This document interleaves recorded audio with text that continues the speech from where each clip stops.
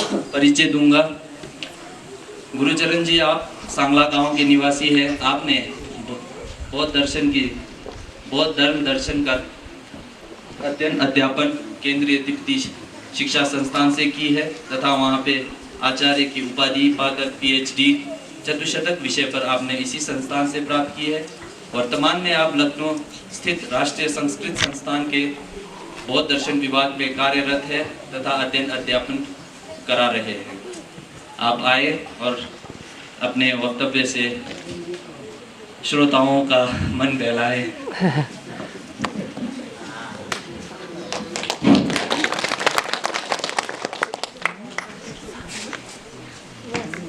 अनित्यमखिलं दुःखमनात्मेति प्रभादिने नमो बुद्धाय धर्माय संगाय च नमो नमः संगाय च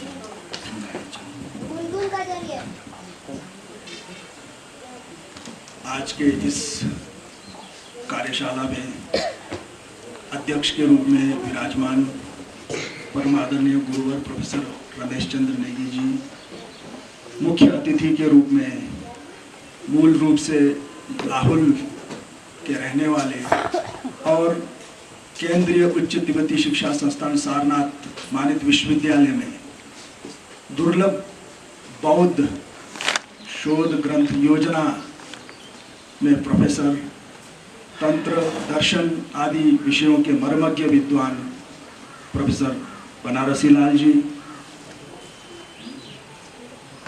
संपूर्णानंद संस्कृत विश्वविद्यालय वाराणसी से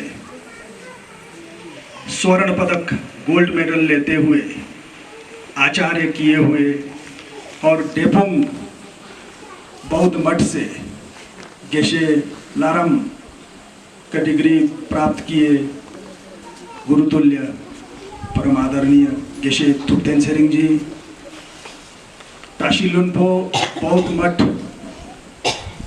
से अपनी शिक्षा को आरंभ किए हुए और गांधेन जैसे बड़े मठ से गेशे लारम जैसे बड़े उपाधि को प्राप्त किए हुए ढंगी ग्राम के निवासी आदरणीय जिग्मे लोब्संग जिग्मे जी, गेशे लोब्संग जिग्मे जी,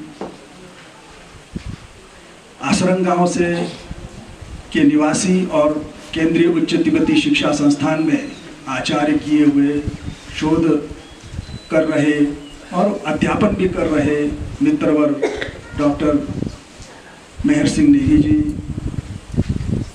इस मंदिर प्रांगण के सम्मानित आदरणीय पुजारी लामा जी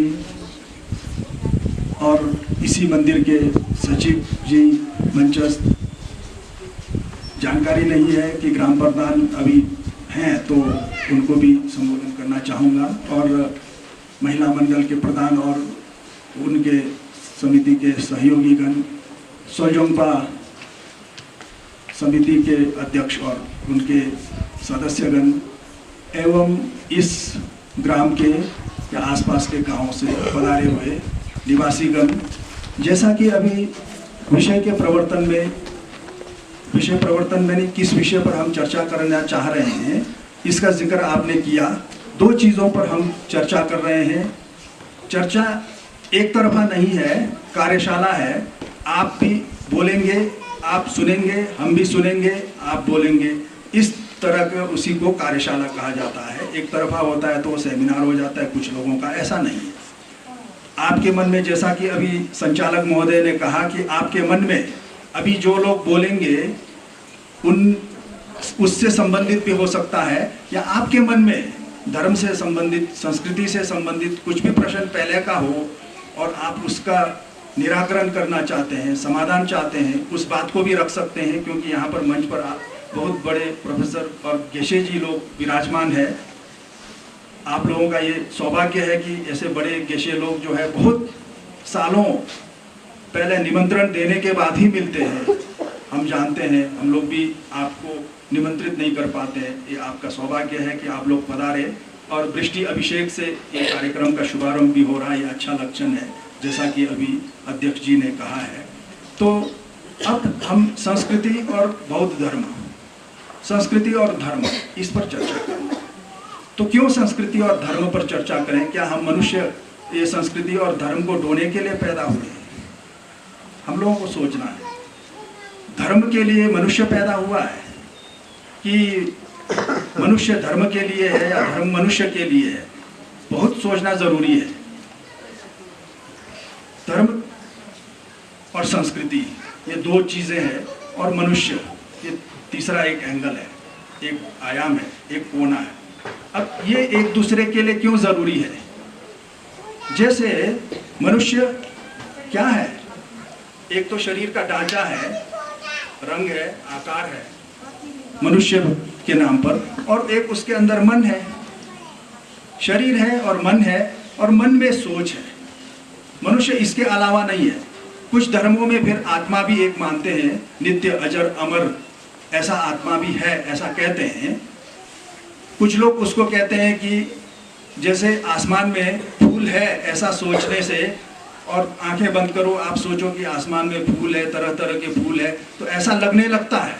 उसी तरह हमारे अंदर एक आत्मा है, नित्य है, अजर है, अमर है, ऐसा एक सोचने से वो सोच भी वैसा ही है जैसे कि आकाश में फूल है, ये सोचने की तरह ही है, ऐसा बोलने वाले भी हैं। लेकिन हम इतना जान रहे हैं कि हमारे पास एक शरीर है, एक मन है, और मन में विचार आते हैं, तरह तरह की बातें आती है, सोचते हैं। और ये जो संस्कृति और सभ्यता है, ये भी जो है दो चीजें हैं।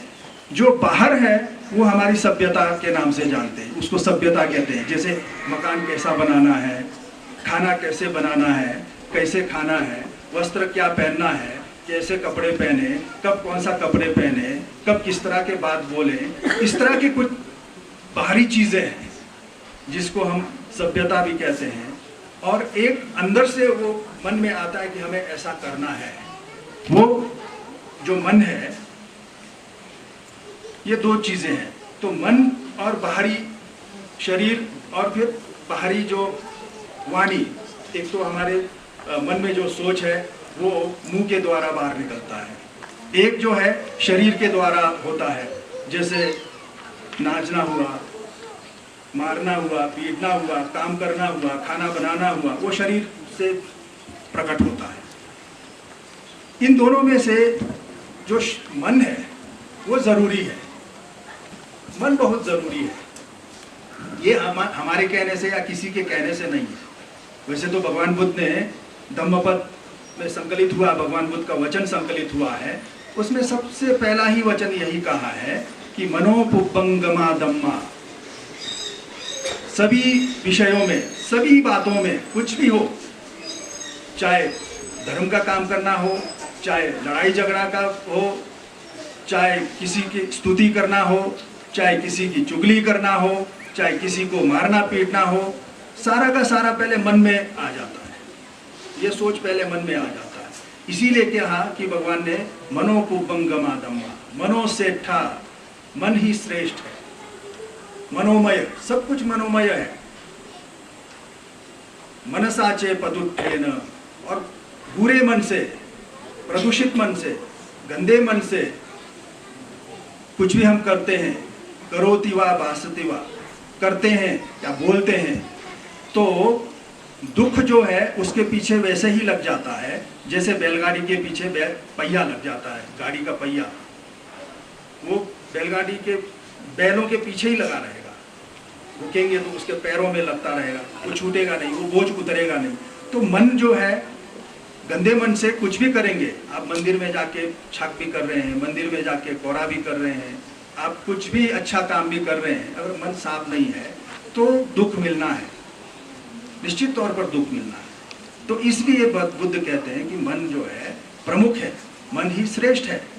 वैसे तो मनुष्य में क्या है, एक बार फिर ध्यान दिला दूं कि शरीर है, मन है, और मन में उठने वाले मानसिकताएं हैं। इसमें से जो है मन श्रेष्ठ है, मन ही प्रमुख है। इसको हम लोगों को पकड़ना है। इसको जब तक हम नहीं जानेंगे तब तक हम सोचेंगे कि हम पुण्य काम कर रहे हैं, अच्छा काम कर रहे हैं, और होता सब उल्टा ही है। फिर जो है हम रोते रहते हैं कि मैंने तो इतना छक किया, इतना कोरा किया, इतना मैंने दीप जलाया मंदिर में, इतना धूप जलाया, फिर भी अच्छा नहीं हो रहा है। ऐसा जब सोचते हैं तो वो सोच भी अपने आप में जो है मन में ही आ रहा है कि ऐसा नहीं हो रहा है, नहीं हो रहा है, ये भी मन में ही हो रहा है।